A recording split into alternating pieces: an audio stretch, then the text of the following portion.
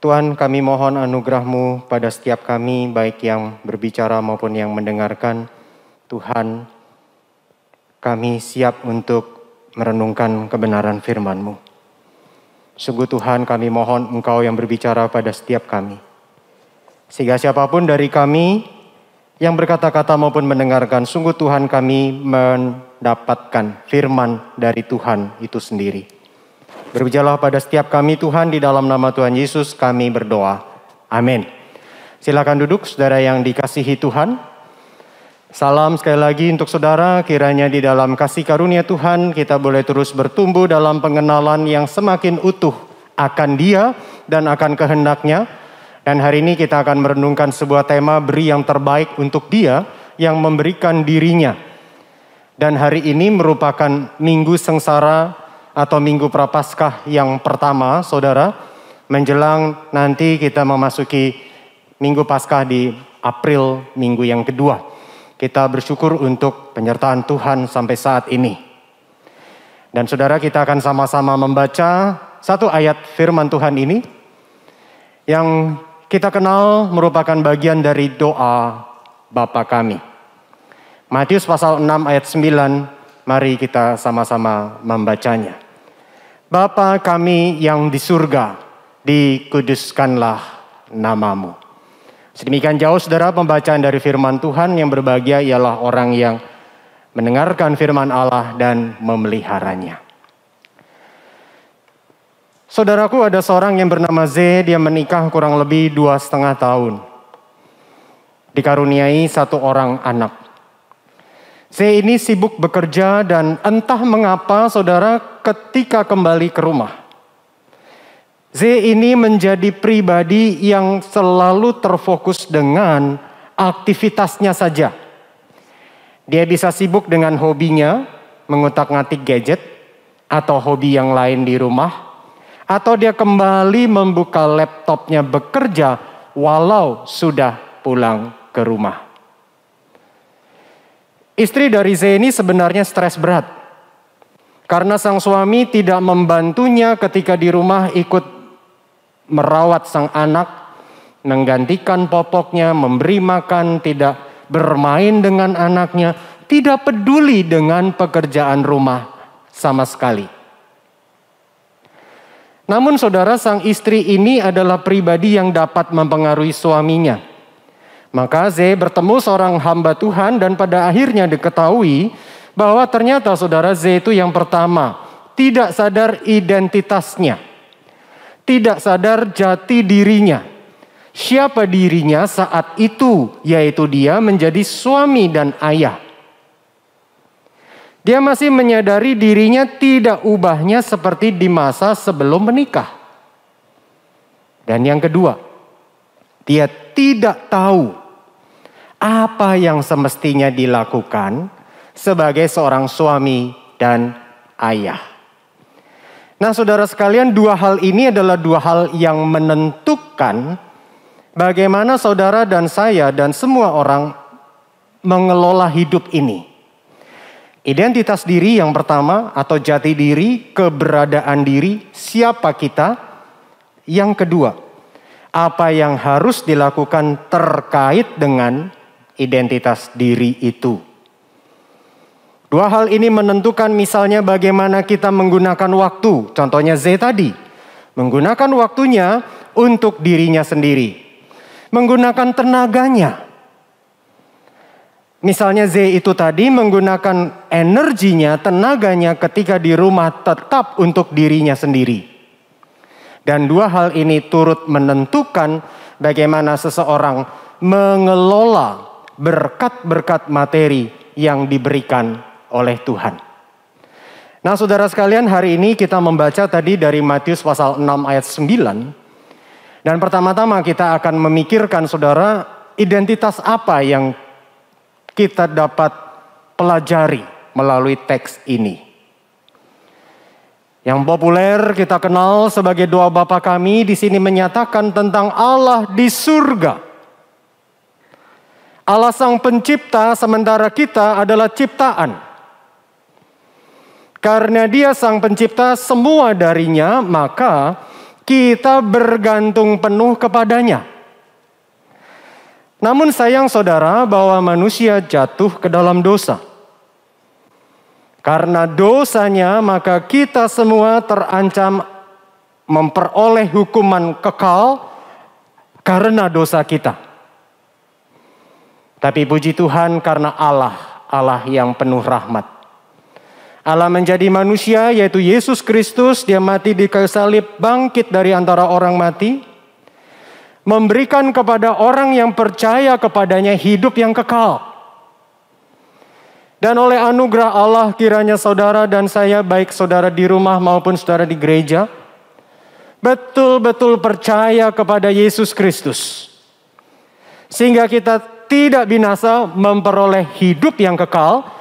Dan seperti dikatakan di dalam Yohanes pasal 1 ayat 12. Orang-orang yang percaya diberinya kuasa supaya menjadi anak-anak Allah. Maka dalam doa Bapa kami yang kita memanggil Allah dengan panggilan yang intim. Panggilan yang dekat. Memanggil Allah sebagai Bapa. Tapi ini tidak terjadi dengan begitu saja. Ini terwujud oleh karena anugerah Tuhan mengubahkan hati kita sehingga kita percaya kepada Kristus dan menjadi anak-anak Allah. Dua identitas yang kita dapatkan pagi ini bahwa kita adalah umat ciptaan Allah, maka sewajarnya kita bergantung padanya. Dan kita adalah umat tebusan Kristus. Dan kita memanggil dia sebagai Bapa. Lalu yang berikutnya, kalau kita sudah mengetahui akan identitas ini dan kiranya kita semakin menghayatinya, maka apa yang perlu kita lakukan terkait dengan identitas tersebut? Yang pertama saudara, yaitu karena kita adalah ciptaan dan dia adalah sang pencipta, maka semua yang kita terima dari dia dan bagaimana kita mengelola semua yang dia berikan semestinya sesuai dengan kehendaknya. Firman Tuhan bicara apa tentang topik itu? Penggunaan waktu, tenaga, kesempatan, bagaimana mengelola harta yang dia itu berikan. Saya harapkan saudara sepakat dengan saya bahwa menuruti sabda dari Allah Sang Pencipta itu adalah hidup yang semestinya bagi semua ciptaannya. Walaupun mungkin ini adalah suatu hidup yang kontra dari arus yang populer. Tetapi kalau kita tahu apa yang terbaik yaitu mengikuti rancangannya, semestinya hal ini menjadi bagian yang kita hayati dan kita terapkan.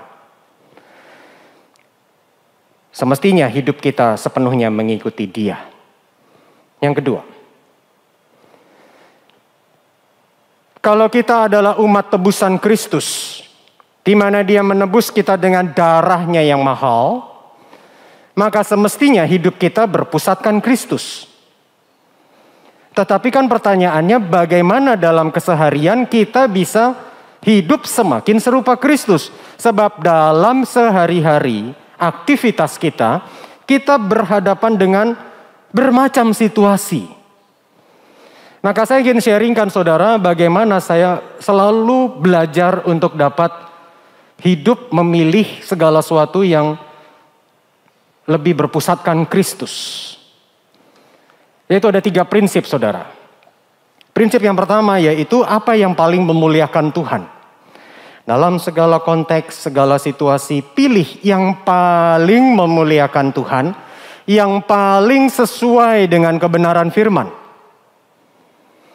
Lalu ada prinsip yang kedua yang menolong saya pribadi. Yaitu memilih yang paling membuat saya bertumbuh lebih serupa Kristus. Mungkin 20-30 tahun yang lalu populer istilah WWJD. WWJD, What Would Jesus Do? Itu sebetulnya mirip dengan yang prinsip kedua ini. Bagaimana kita semakin serupa Kristus. Tapi ada prinsip yang ketiga, yaitu bagaimana melalui satu perbuatan, cara kita mengelola hidup ini, membuat orang lain semakin mengenal kasih Allah dan kebenarannya. 3 hal ini sebenarnya saling terkait. Kalau kita lakukan poin nomor 1, otomatis 2 dan 3 terjawab. Tapi kenyataan dalam hidup sehari-hari di mana kita kadang-kadang harus membuat keputusan itu cepat, kita belum tentu langsung nyantol firman Tuhan tentang situasi ini bicara apa. Maka poin 2 dan poin 3 saya tambahkan, dan menurut saya itu menolong. Sebagai contoh saudara, misalnya demikian. Di dalam Alkitab itu ada diceritakan tentang Yudas Iskariot. Dan Yohanes 12 ayat 6 menyatakan Yudas Iskariot adalah seorang pencuri. Ia sering mengambil uang yang disimpan dalam kas yang dipegangnya. Seandainya kita adalah pribadi ini dan kita akan mengambil uang, maka dalam hal tersebut kita bisa berpikir, prinsip pertama, misalnya firman Tuhan berkata apa? Jangan mengambil barang. Oke, mencuri salah berarti jangan dilakukan. Tapi memang dalam hal ini Yudas melakukan sesuatu yang salah. Sebuah sikap yang tidak boleh kita ikuti. Lalu ada saudara seorang siswa Kristen yang saya kenal. Suatu ketika pulang dari sekolah dia mengunjungi sebuah restoran cepat saji. Dan dalam antrian dia melihat di antrian sebelahnya seorang anak kecil yang dari penampilannya kita bisa tahu dia adalah seorang anak kecil dari strata sosial yang di bawah. Mengeluarkan uang receh dan hanya membeli 1 potong ayam. Siswa Kristen ini punya lebih di dompetnya, di kantongnya. Dia ingin membelikan bukan hanya untuk dirinya, tapi bagi anak ini ayam lain, tambah nasi, tambah minum. Dalam pemikiran sang siswa Kristen ini, memberi tersebut berdampak baik bagi anak itu. Nah, siswa ini menggunakan prinsip ketiga. Dia cepat berpikir, dia mau lakukan itu. Dan dia bertambah pemikirannya. Kalau dia melakukan itu, maka menjadi kesaksian bagi penjaga kasir dan anak itu. Paling tidak ada 2 orang bisa merasakan, menyaksikan ekspresi kasih seperti yang Kristus nyatakan kepadanya. Tapi akhirnya siswa itu berpikir demikian. Aduh, akhir pekan ini saya mau pergi sama gebetan saya. Saya mau pergi sama cewek yang saya suka. Ini uang jajan saya. Enggak jadi. Yang ada adalah kesempatan itu hilang. Walaupun dia sempat punya satu proses pemikiran yang baik. Yang ketiga, saudara. Berdasarkan identitas itu tadi, di mana kita adalah umat tebusan Kristus, kita dapat memanggil Dia sebagai Bapa. Maka yang berikut, yang ketiga ini yang kita perlu pikirkan adalah Tuhan Yesus itu berkata demikian tentang Bapa. Jadi jika kamu yang jahat tahu memberi pemberian yang baik kepada anak-anakmu, apalagi Bapamu yang di surga. Kalau dari bahasa aslinya sebenarnya apa yang dikatakan Tuhan Yesus bukan sekedar apalagi itu kurang kuat menyatakan apa yang Kristus ungkapkan di sini. Sebenarnya Kristus berkata, Bapamu yang di surga lebih lagi. So much more is your Father in heaven. Bapamu yang di surga lebih lagi. Gambarannya gimana? Orang tua di bumi, pribadi nggak sempurna. Ayah bisa punya sifat jahat dalam dirinya. Tetapi ayah yang bersifat jahat itu bisa merawat dengan baik anak-anaknya. Saya pernah melihat suatu film dokumenter bagaimana seorang penjahat yang diburu satu negara. Ternyata ramah sekali dan merawat anak-anaknya. Nah saudara, Kalau Bapa di bumi yang tidak sempurna bisa merawat dengan baik anak-anaknya, apalagi Bapa yang sempurna. Maka dia memelihara kita dengan sempurna, maka semestinya apa saudara? Kita yakin teguh akan pemeliharaannya. Maka bagaimana kita semestinya mengelola hidup kita, mengelola semua pemberian kita, yaitu sesuai dengan kehendaknya, yaitu yang kedua berpusatkan Kristus, lalu yang ketiga dengan sebuah keyakinan bahwa kita dipelihara oleh Tuhan. Akan tetapi saudara, pada kenyataannya saya menemukan saya dan saudara tidak mudah untuk selalu dapat konsisten mengerjakan ini. Setidaknya ada beberapa hambatan. Hambatan yang pertama, faktanya kita bekerja, kita berupaya. Sebelum saya masuk sekolah Alkitab, saya bekerja. Berangkat sampai kantor jam 7, setengah 8, bekerja, kadang ke sana, kembali ke kantor lagi. Setelah bekerja lelah, saya mendapat gaji. Maka di dalam hidup yang demikian, kita bisa mendengar orang itu berkata, uang ini usahaku, bukan dari Tuhan. Dan karena aku berusaha, sekarang aku mendapat upahnya, aku mau pakai untuk kepentinganku. Nah, maka bukan lagi mau digunakan untuk hal-hal bagi kerajaan Allah, bagi orang lain, tetapi dorongan itu cenderung untuk diri sendiri. Memang saudara, di luar sana ada orang-orang yang memandang Allah tidak penting. Menurut saya dan saudara bukan sengaja memandang Allah tidak penting. Bukan secara sadar memandang Allah tidak penting. Tetapi mungkin kita tanpa kita sadar, kita digulung oleh apa yang terjadi di sekitar kita ini. Apalagi hambatan yang kedua saudara, memang dengan uang itu kita bisa membeli bukan cuma kebutuhan. Kita bisa mendapatkan bukan cuma kebutuhan tapi keinginan. Sehingga memang dengan mendapatkan banyak, kita mendapat banyak kesenangan. Dan masalahnya dalam hidup dari zaman kuno sampai sekarang, ada simbol-simbol kekayaan, simbol-simbol tertentu. Kalau kita memilikinya, kita dihargai. Kita memilikinya, kita memiliki pengaruh lebih besar. Kita memilikinya, kita seolah-olah adalah raja dalam hidup ini. Bertahun-tahun lalu ketika saya belum masuk sekolah Alkitab, sedang meeting di satu perusahaan. Kemudian saya bersama rekan saya yang menawarkan apa yang sedang kami upayakan.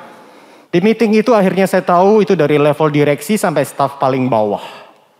Yang menarik adalah semua handphonenya sama.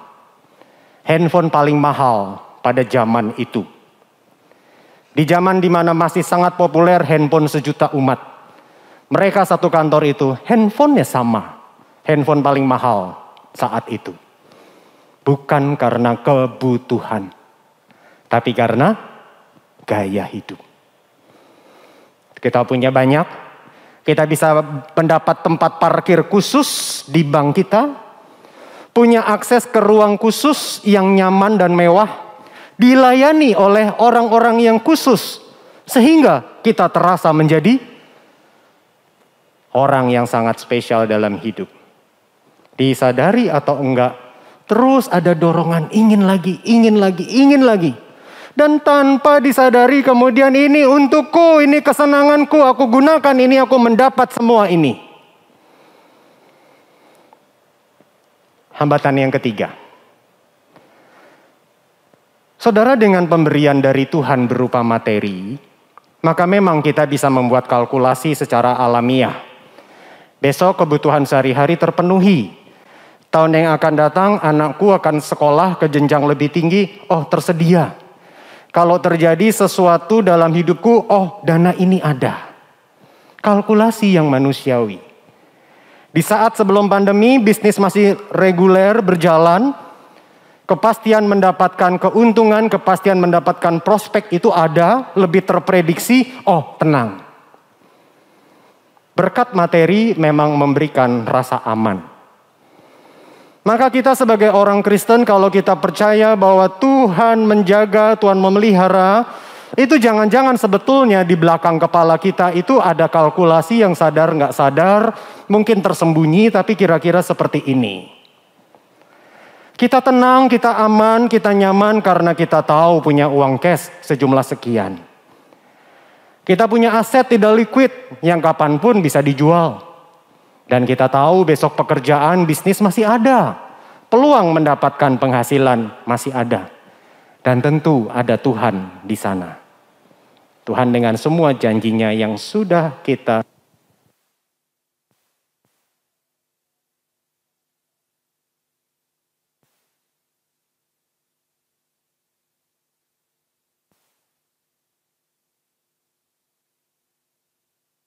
tes 1, 2.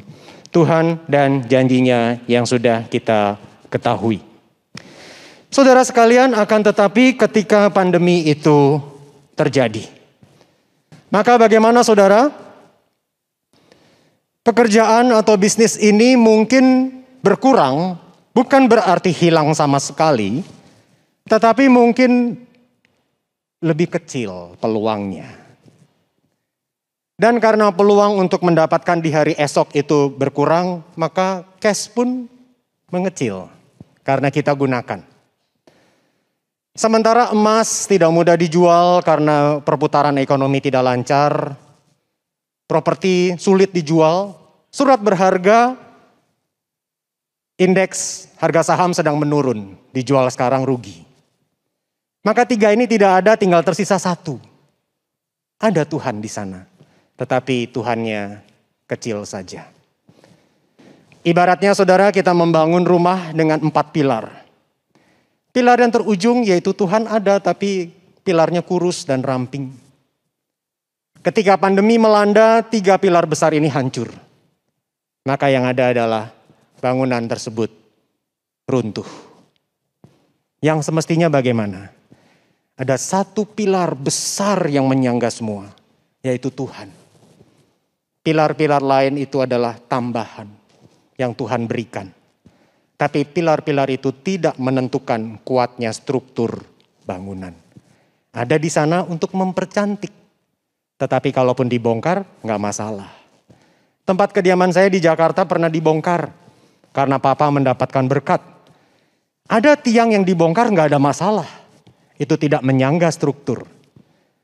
Tetapi apa yang menyangga struktur hidup kita? Apakah benar itu adalah Tuhan?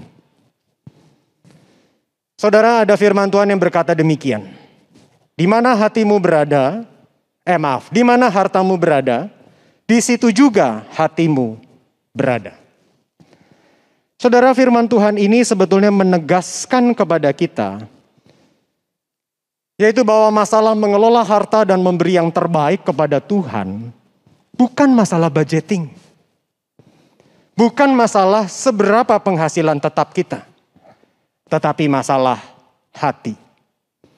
Masalah yang terkait dengan penyembahan kita kepada Tuhan. Seorang janda yang sederhana dipuji Tuhan Yesus karena memberikan bukan masalah berapa gemerincing atau berapa keping yang tidak banyak itu yang dia berikan. Tapi dia memberi yang terbaik, bahkan rela memberi segalanya. Bukan masalah nominal. Bukan berarti firman itu mengajarkan yang fatalistik. Tetapi masalah hati yang sungguh kepada Tuhan atau tidak. Kalau begitu, apa yang perlu kita lakukan? Kita harus mulai dari mana? Untuk kita dapat memberi yang terbaik karena sebenarnya ini masalah hati. Maka yang pertama saudara, siapa Tuhan Yesus itu bagi kita? Saya berharap saudara dan saya sungguh-sungguh oleh anugerah Allah sudah percaya sungguh Kristus sebagai Tuhan dan Juru Selamat. Kalau itu terjadi maka barulah kita bisa mengerti mengapa dia menjadi Bapa. Dan apa respons kita kalau dia adalah Bapa. Tapi kalau kita sudah percaya, maka proses berikutnya, benarkah dia menjadi Tuhan atas seluruh hidup kita? Bukan hanya sebagian. If Christ is not Lord of all, He's not Lord at all. Kalau Tuhan Yesus bukan Tuhan atas semuanya, Dia bukan Tuhan sama sekali. Maka kita perlu berdoa bergumul. Minta Tuhan menolong kita. Semakin menempatkan Dia sebagai Tuhan. Punya Dialah langit. Kita semua miliknya. Tetapi kalau kita belajar saudara untuk memberi yang terbaik melalui harta yang Dia berikan. Kita rela belajar melepaskan. Karena kita mau punya hati yang lebih mengasihi Tuhan. Maka sebenarnya Allah kian ditinggikan sebagai Tuhan yang sejati di dalam setiap bagian hidup kita. Apa yang perlu kita lakukan yang kedua? Yaitu saya ingin bicara sekarang tentang relasi. Relasi apa? Relasi kita dengan Tuhan. Sebab masalah memberi yang terbaik saya katakan adalah masalah hati. Masalah hati juga berbicara tentang relasi kita dengan Tuhan. Kalau relasi dengan Tuhan itu penting saudara, maka kita akan mengkhususkan waktu bagi Tuhan. Betul ya saudara ya? Seperti ketika saya sudah serius dengan yang sekarang menjadi istri saya, Semu Katalia, Semu Ita. Ketika sudah serius pada waktu itu saya khususkan satu waktu dengannya. Saya khususkan satu waktu dengan ayah ibu mertua saya. Itu sebelum kami bertunangan dan seterusnya. Waktu khusus. Nah, dengan Tuhan juga gitu kan. Waktu khusus ibadah pribadi, ibadah bersama seperti ini. Kalau relasi dengan Tuhan penting, kita khususkan tenaga untuk hal-hal yang menyenangkan Dia. Di dalam keluarga, di dalam gereja, di tengah-tengah masyarakat. Khususkan waktu untuk menemani anak, khususkan waktu menemani orang tua, ke dokter misalnya. Buat relasi sesama pun kita lakukan itu. Kita khususkan energi kita untuk Tuhan. Dan yang ketiga, mengkhususkan sebagian dari materi yang Dia percayakan untuk kita kelola sebagai bentuk persembahan ataupun sepersepuluhan. Saya mencintai keluarga saya, maka saya khususkan bagaimana untuk memberi yang terbaik bagi mereka. Apa yang saya berikan, saya usahakan sudah dipikirkan ini cocok nggak untuk dirinya? Tepat nggak? Nah, dalam relasi dengan orang kita kasihi, dengan teman, dengan siapapun kita punya pemikiran itu. Gunakan pemikiran yang sama kepada Tuhan. Maka di sini memang kita berbicara sebentar tentang namanya sepersepuluhan. Di mana banyak pengajaran yang diperdebatkan. Ada yang mengatakan bahwa sepersepuluhan itu adalah haknya Tuhan. Sepersepuluh ini haknya Tuhan. Harus kita berikan. Tapi kalau sepersepuluh ini haknya Tuhan, yang 9/10-nya haknya siapa? Haknya kita. Salah saudara. Semuanya haknya Tuhan. Nggak bisa dibatasi 1/10 doang haknya Tuhan. No, semua. Jadi kalau kita memberi 1/10 itu bukan karena ini doang haknya Tuhan. Tapi kita belajar mengkhususkan. Bukan memberi sisa. Tuhan Yesus sendiri tidak menolak 1/10. Dan kalau kita kembali kepada Matius 23, ayat 23, Tuhan Yesus di sana indikasinya mendukung 1/10. Kalau gitu kita memberi 1/10 itu untuk apa? Sarana kita melatih diri. Melawan akan dorongan untuk mau menguasai, mau merangkul semua untuk saya. Belajar mengkhususkan, melepas. Melawan natur manusiawi. Tapi kalau kita memang Tuhan berkati begitu rupa, jangan mentok cuma sampai 1/10. Ya. Biarlah hati yang semakin mencintai Tuhan menolong kita mengelola semua yang Dia berikan. Dan beberapa prinsip yang lain, saudara, memberi dari apa yang kita miliki. Memberi berdasarkan kasih. Memberi dengan hati yang sukacita dan rela. Memberi itu dengan tulus tanpa modus. Bukan supaya saya dipandang baik, saya dihargai, bukan. Semua untuk kemuliaan Tuhan saja. Memberi yang terbaik dan konsisten. Konsisten. Kenapa konsisten ini penting? Seperti relasi kita dengan sesama, kita tahu relasi yang baik itu konsisten. Masa dengan Tuhan tidak konsisten? Persembahan mingguan adalah upaya kita mengucap syukur kepada Tuhan untuk berkat-Nya sepanjang minggu. Kita berikan semua pun ini semua haknya Tuhan. Ada persembahan untuk pelayanan sosial, persembahan untuk pelayanan pekabaran Injil. Kita berusaha untuk peka kepada kebutuhan orang-orang di sekitar kita. Semua itu digunakan untuk kemuliaan Tuhan. Dan kiranya hati yang semakin mengasihi Tuhan itulah yang menolong kita untuk semakin dapat mengelola hidup ini dengan baik. Tetapi memang saudara, mungkin masih ada yang menjadi hambatan bagi kita. Apapun itu hambatannya. Coba temukan. Khotbah ini mencoba memaparkan beberapa hal yang mungkin menjadi hambatan. Untuk kita dapat mengatur begitu rupa hidup kita. Kiranya dapat menemukan dan mungkin dapat diskusi dengan orang yang kita bisa percaya. Supaya kita dapat mengatasinya. Dan hal yang keempat yang merupakan aplikasi adalah kiranya keluarga kita semakin menjadi tempat pembelajaran untuk mengerti dan melakukan kebenaran firman-Nya. Karena sekali lagi, yang kita bicarakan ini adalah masalah hati. Kiranya keluarga kita menjadi sarana hati semakin dibentuk. Orang tua dengan anak-anak masih remaja, lebih kecil, orang tua memuridkan anak-anak. Saat anak-anak menjadi semakin dewasa, maka anak-anak akan bisa mempengaruhi orang tua. Kiranya bagi kita yang sudah Tuhan percayakan kesempatan, bisa mempengaruhi orang tua kita. Sehingga dalam banyak hal, hati setiap anggota keluarga kita semakin berpusatkan Kristus. Maka biarlah itu semua menjadi dasar, mengelola seluruh apa yang Tuhan berikan.